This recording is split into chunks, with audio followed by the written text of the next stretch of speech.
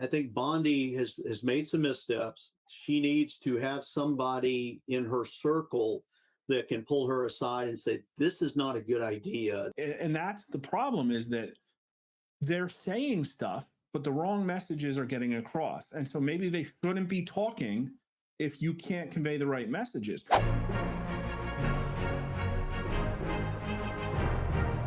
Looking at what happened with her, I think the problem is that he's using Fox News as a proxy for message discipline and substance.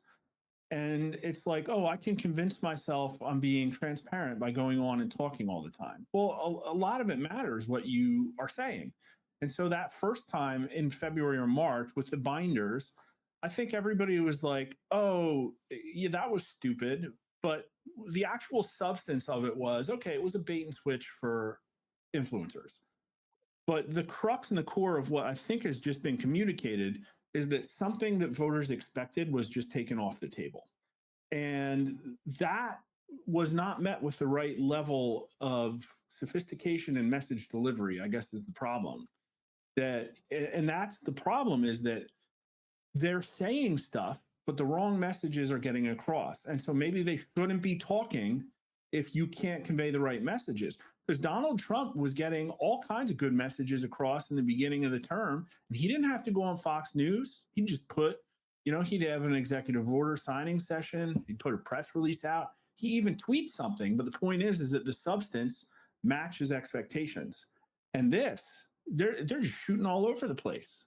They just told the nation not to expect accountability for all of these essentially rich and powerful child.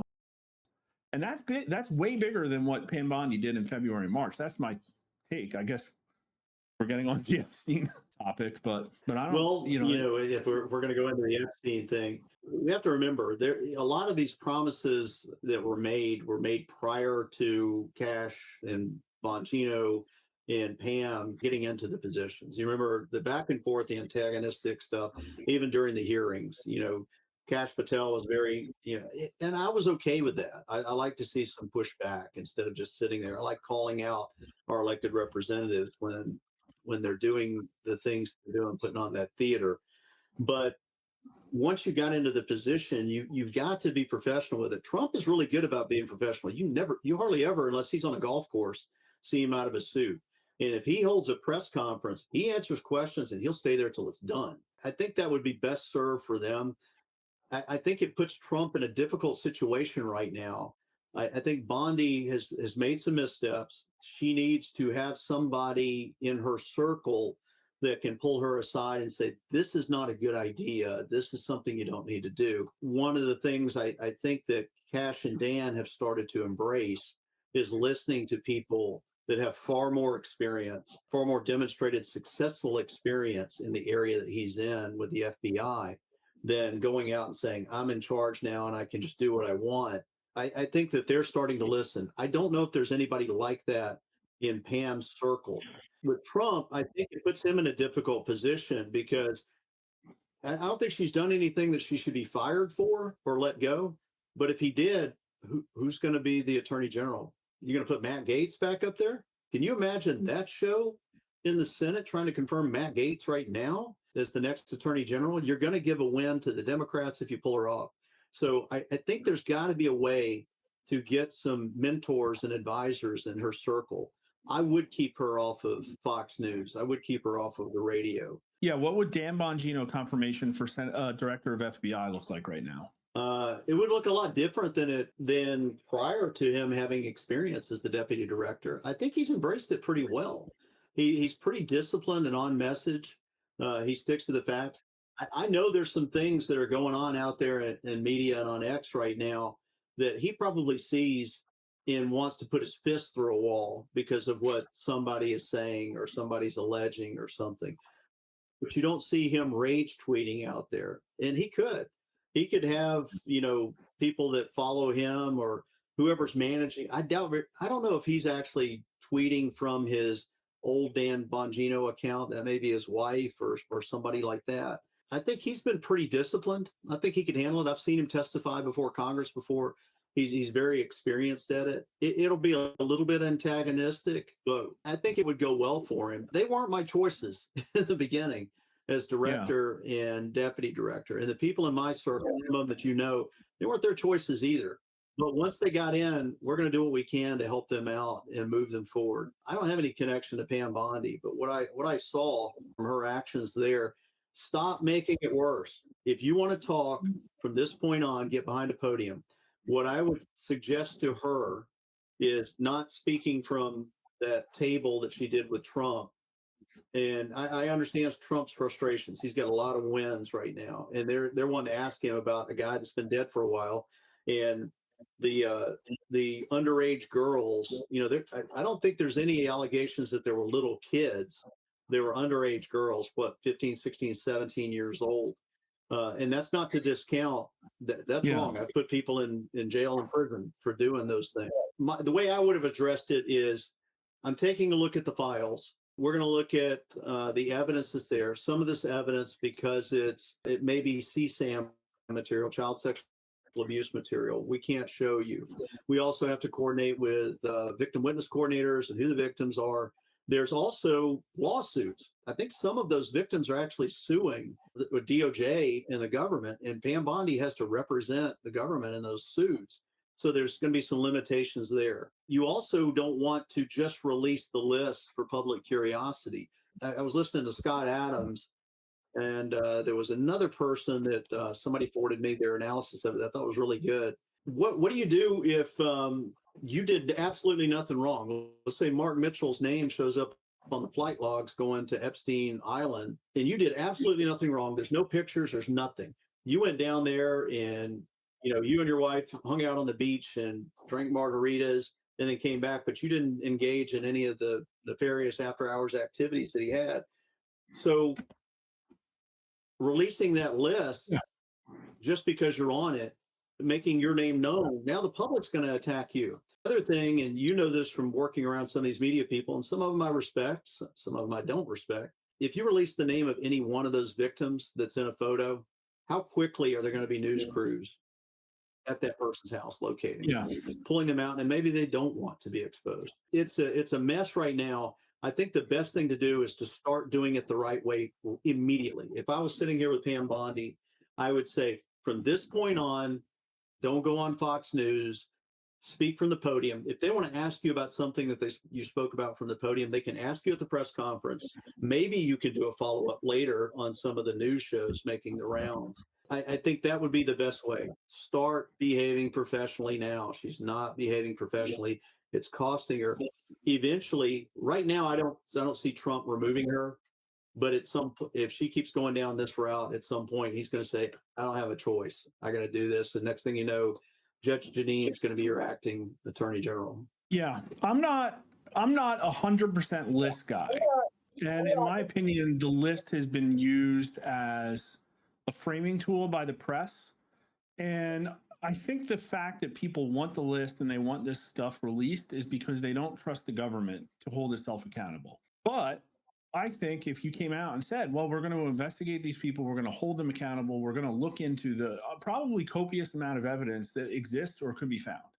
I mean, this has been going on for 20, 30 years. There's hundreds of people involved in this. There's all kinds of stuff that they could find if they wanted to, but they haven't wanted to. And so that's why people are clamoring for the list. I don't think people want to watch videos of any of these names of actually doing any of this stuff, right? But then the media, I think, is using the list as a framing tool to say that, like, hey, if the list doesn't exist, you must acquit, kind of thing, and that's not, like, that's literally how all of them are talking about it.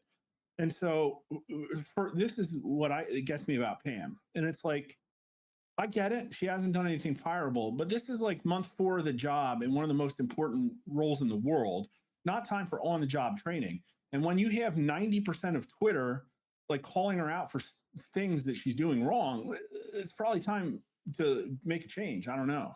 I don't know if it's time to make a change. The other thing that she has, and she should have recognized this, is she's got limited resources at DOJ. So a lot of the career people had retired. There's some that they've decided to jettison, to say it's probably time for you to move on. You're seeing that. You saw that same thing happen inside the FBI. I think that some of the things that she said, that when she said it, even without seeing it, I could tell you, in my professional opinion, were 100% false what she was saying.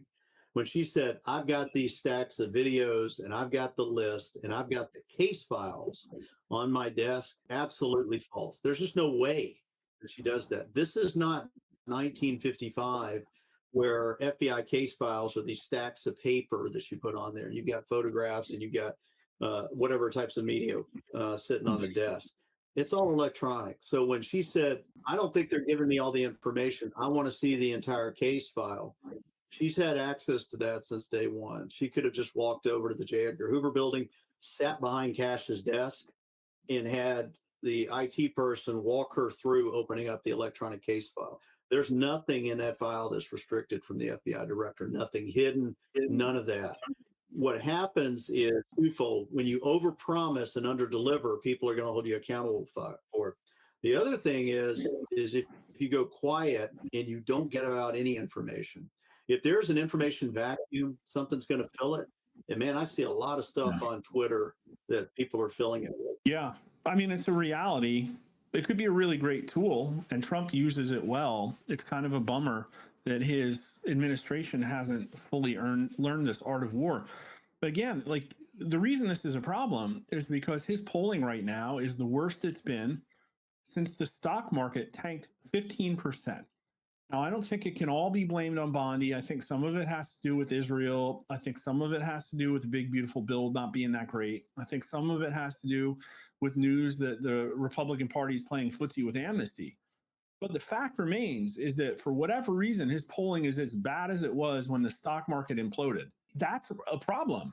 He could recover, but maybe he won't. Maybe this is what takes the political capital wind out of his sails, because people, I really think it's about accountability, and it's not happening the way people want to see it. I think he might, if he fired Bondi right now, he might get a small bump, but then the Democrats are going to be, saying, look, we got a scalp. I don't think he wants to give him that. Yeah. I'm not one to count him out right now because the poll numbers took a little bit of a dip. Look at how heavy they were coming against Trump about the tariffs. And you had people out there like Rand Paul that I think I was posting probably 10 times a day countering him on his account. I doubt he knows who I am. But it was when he would say tariffs or taxes. I'm like, they are not taxes. They're not taxes. They're not taxes. Read the Constitution. But I want to tell people, you can't hold your representatives accountable. You just got to do it. An interesting story. And I can't remember if I told you this or texted you something. I get a call from North Carolina. I forget what the name of the town is. This reporter from up there that said he wanted to interview me. And I'm like, why am I getting a call from North Carolina? He called me on the phone. We got to talking. He said, you're not in North Carolina. Mississippi, Madison, Mississippi. He said, you've been posting a countdown clock for Tom Tillis every day. And I said, yeah, I'd miss a day or two here and there, but it's just kind of joking of when he stepped in it with the Ed Martin stuff. And I said, periodically I just post it to my page, and I have about 2,400 followers. I'm not big time like some of you on X. And I was kind of humbled when he said, well, you've been posting it on there. Have you seen the follow-up when you post it on one of his responses? And I said, no, I really don't go back and look at it. He said, Tillis wants to know who you are. And I'm like, well, what? This guy wants to know who I am. So I guess I should take a victory lap that he decided he was going to drop out because I was doing a countdown clock of when he was going to lose his job. You can make a difference out there. You can if you ask questions. And I think you and I have discussed this, my methodology of how I do that. Be civil. Be cogent. This screaming and yelling, that doesn't work. Just have the conversation. My late grandfather on my mother's side used to say, if you see two people screaming at each other and one of them's an idiot and one of them's a smart person, you don't know who the idiot is. You just see two people screaming at each other. Be the calm, be the civil and the cogent person. Now, getting back to the evidence, I still think it's, and I hate to keep using that analogy of overpromising and underdelivering, and I hear people say getting out over her skis, and I've used that. I think Bondi was just, nobody had really heard much from her since she left being Attorney General down in Florida, at least I didn't. And all of a sudden, she's the nominee after the Matt Gaetz stuff. And I think she just got caught up in the celebrity with people calling, hey, I want to have you on this show. I want to have you here. And I think coupled with I promised I'd be transparent. Well, being transparent doesn't mean being repetitive and showing up on the same shows and promising things that you're not sure if you can deliver. The only thing I would have said if they asked me about the Epstein files, had I become the attorney general, I'm going to take a look at the file. I'm going to, if there's anything in there that without jeopardizing ongoing investigations or jeopardizing the civil rights potential of people that are identified in there or the victims, then we'll try to get that out to the public. Of course, we're not going to release child sexual abuse material. I don't know if there's actual child pornography per se. Some of those images, and having worked that stuff in the FBI, they're going to have to go in, and if they see a girl and she's topless and sitting by a pool with some famous person at Epstein Island, you have to go. If you don't know who that person is, they have this thing called Tanner scaling.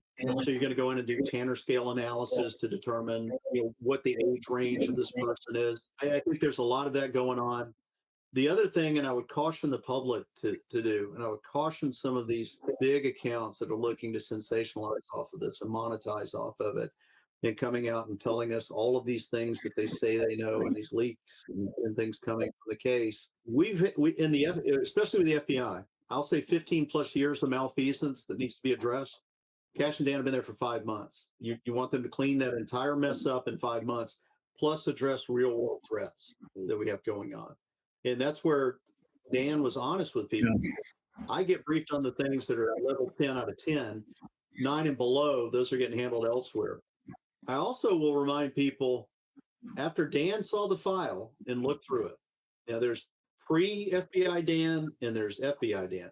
Pre-FBI Dan had his suspicions, there's conspiracy, here's the things that when I get there, I'm going to release. And then reality hits him when he looks at the file, and there's just things that aren't there. He's telling me he looked at all of the available information dealing with Epstein's death. He was checked on at 10 o'clock. He wasn't checked on again until 6 o'clock the next morning, and he was dead. I put this out there in my professional opinion, experienced opinion. Two things can be true at the same time. Epstein killed himself, and there was malfeasance involved in it. So remember, he's on suicide watch anyway because he tried to kill himself. So he's put into that cell, and I can tell you, it takes very little to hang yourself. People think it's like in the movies, hanging from a noose, feet, off the floor. Probably half of the death investigations I investigated as an OSI agent, the ones that were hangings, no one was hanging from a ceiling or a raft or anything. Dr. Baden, when he was talking about breaking the hyoid bone, and that's indications of strangulation, all of that, there's been hangings that I've investigated where the hyoid's broken, and there's been ones that it wasn't broken. It really depends on the circumstances involved in the death. What the best thing for them to do going forward right now, let's get professional. Quit doing these Fox News hits. Don't go on Joe Rogan. I like Joe Rogan. I listen to Joe Rogan. Don't go on Joe Rogan. It's just not a good look. It's not professional to me. Get behind the podium, answer the questions. She should sit down with experienced case agents at the FBI that have either worked on that case or know about that case, to sit down and do a case mapping walkthrough of that case with her about what the evidence is, what we have, who we've identified, here's the names, all of that. Do I think that there's an actual list that Jeffrey Epstein had a list of, here are the people that I invited down, and here's the ones that I got to have sex with underage girls? No, I don't think that exists. Do I think she has a diary where she made notes in there on this day, this person did this, it's going to connect it? No. You're going to need hard evidence. You're going to need evidence from testimony. You're going to have to back that up with witnesses. A lot of this stuff has passed by on the time. Some of the people are dead. You've got lawsuits that are going on. There's just not a lot that they can talk about. If they go through and give her an actual understanding of the case, when she and Cash showed up and said, we want to see all the files. And you remember the stuff that was talking about the New York field office, that they were hiding something. There's nothing hiding up there. There weren't any files being destroyed. There weren't any files being shredded. None of that was happening. I'm telling you that none of that was happening. What she should have done is, she and Cash sat behind a computer. I would have had the IT person, if I was a senior FBI person, sit down with them, show them the file, walk them through it, brief them on the investigative process, what this is, so that she's better informed of what she can talk about. Then sit with your public affairs people. Here's how we explain what we saw. and then stand behind a podium and brief. Don't do it on TV. Yeah, I'm with you 100%. And again, I'm not a list person, not necessarily a Jeffrey Epstein murder person, but only 21% of people think that he killed himself. And so the problem that I have is that they just came out and tried to dismiss it with one sentence. Oh, I've looked at all the evidence. But the problem is that people don't trust you anymore. They Yeah, do that's not trust the probably federal government. And the things that they're doing, although they might be more transparent than before, aren't adequate to restore the public trust. Because again, like here's a million other things besides Epstein. You got the email investigation, Crossfire Hurricane, all the damage Strzok and Page did, McCabe leaking crap, failing to act on all these tips before shootings, what widespread violations of warrantless surveillance, and this was all under Trump. I haven't even gotten to the Biden administration raiding Mar-a-Lago with the use of deadly force. And those are things that have. I saw the FBI polling. These things made the trust in the FBI decrease a lot. And so again, with Cash and with Bongino talking to the press, that's good. But it's like it can't be, hey, we've worked for 5 months. It's going to take a long time. Trust us, bro. It has to be like, here's the thing that happened, and here's the thing we're putting in place to stop that. That personally my opinion about what it'll take to restore the public trust. And it's like I don't think they get that idea. I just think it seems foreign. And you've talked about. I don't think it's going to be just transparency. So if you took a couple of, I wouldn't recommend doing this, but if you took a couple of prominent people in the media or large follower accounts here, and you took them in and said, you're going to sign an NDA. You can't talk about what you see, but we're going to show you the file. And then you can come out and say, yeah, what they're talking about, I understand now. You also have to understand that the people they're showing that file to don't understand the investigative process. So you've got people out there screaming and yelling, wanting the list of names who are in there, but they don't take into account damages that can be caused to our constitutional process by releasing that. What I want fine, is I think when they say for them list, to come out and they don't say, want, here's what we're doing. I don't think they want Pardon? Jeffrey Epstein's list. I think they fundamentally want a list of the FBI's persons of interest. You know what I mean? Like something like that. And I don't know. It's again, this is not the biggest issue that the FBI has to deal with, but it looks like it's derailed the train a little bit. And I wonder at what point, like, can you find somebody that people trust and say, all right, this person's going to investigate them. They're in charge of this, not the media, not like DC Drano or somebody, but like somebody who is, do they have this capability to call in that kind of person for a sweeping investigation of something that has the public interest? Is there a precedent for that? Have they done that kind of thing? Yeah, I mean, they've, in the past, like the Joe Paterno stuff, they brought in Louis Freeh's investigative group to look into that. And I think Louis has more credibility than Mueller and the others that were looking into it.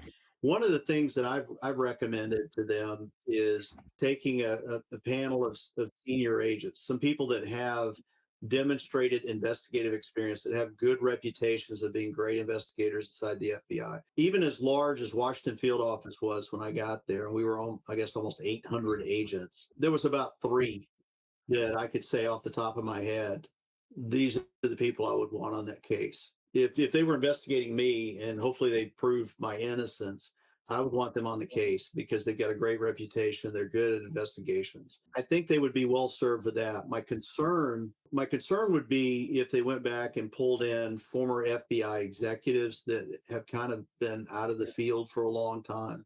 I think you have a number of really good investigators, people with great reputations, not just in the FBI, but outside the FBI, that if they ask would come back on a contract basis and say, here's a task and we want you to look at it. I've offered that up. I said, I'll come back and look. I'm going to be blunt. I'm going to tell you exactly what I see. And, I take the slings and arrows here. I get the idea of some of the things that they're doing. I am humbled that they do listen to some of the recommendations that we made. I think they need to do something to overcome this information vacuum. I think a way to do that, again, and I keep stressing this, get behind the podium, do a press conference. Yeah. If you screwed up, just say, listen, I mischaracterized that I had these files and stuff on my desk. I had a limited understanding of the way the investigative file system works inside the FBI. I have a better understanding of it now. And then you have somebody come up. I mean, I can speak to what the electronic case file looked like when I left 6 years ago. You have somebody come in and explain the process. It's the same thing when we had a couple of disgruntled former FBI agents, they're rightly former FBI agents, out there claiming that their inside sources were telling us that the Epstein files were being shredded and the evidence was being destroyed. And I wrote a long dissertation and I texted it or emailed it to Chris Salcedo, and explained how that's not possible. It's virtually impossible. And he had me on to explain it, and I went step by step of why that could not be the case. I think if you had somebody come up and explain that, if you had somebody come up and explain that has some bona fides, and it might not necessarily be, well, it wouldn't be Cash, Dan, or Pam, but somebody that has that expertise of civil rights stuff to come in and say, here's why we can't tell you some of this information. It's not that we're hiding anything. When they say we can't tell you, and then they don't give you an answer, something fills that information vacuum, and it's bad, and they say it's nefarious, and they're hiding and covering up something. The information vacuum is caused by lack of trust. I agree 100%.